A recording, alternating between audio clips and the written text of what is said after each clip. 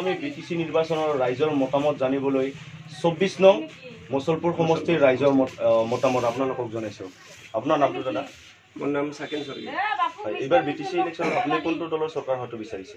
এইবাৰতো আমি যিটো দেখা পাই আছোঁ এইটো BPF চৰকাৰে পুনৰ আৰু চৰকাৰ কৰিব বুলি আমি আশা কৰোঁ।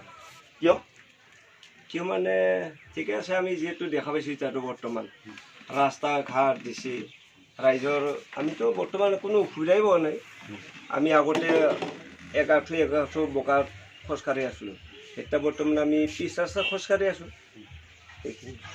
হয়, যোৱা 17টা বছৰত আপোনালোকৰ অঞ্চলত কেনেকুৱা কি উন্নতি হৈছে ডেভেলপ হৈছে? উন্নতি মানে এইটোৱে ক'ব পাৰিছোঁ, মই ৰাস্তা ঘাট ঠিকে আছে, কোনো অসুবিধা পোৱা নাই। আমি বৰ্তমান আমি চব কিবাতে আমি বৰ্তমান অসুবিধা পোৱা নাই আৰু।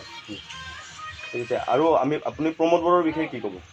প্ৰমোদ বড়োৰ বিষয়টো মানে এতিয়া বৰ্তমান BPF চৰকাৰ আছে, সেইটো কাৰণে বৰ্তমান সিও কি কয় ইলেকশ্যন খেলি চৰকাৰ গঠন কৰিম বুলি যেতিয়া আমিতো আশা কৰা নাই প্ৰমোদ বড়োৱে তাৰমানে জিকিব বুলি, আমি চৰকাৰ গঠন কৰিব বুলি আশা কৰা নাই। কিয় আশা কৰা নাই? আশা কৰা মানে যিহেতু আমাৰ মছলপুৰ সমষ্টিৰ বাসী মোটামুটি BPF তাৰমানে গোটেই ছাপোৰ্ট কৰিছোঁ, সেইকাৰণে আমি আশা দেখা নাই। ধন্যবাদ।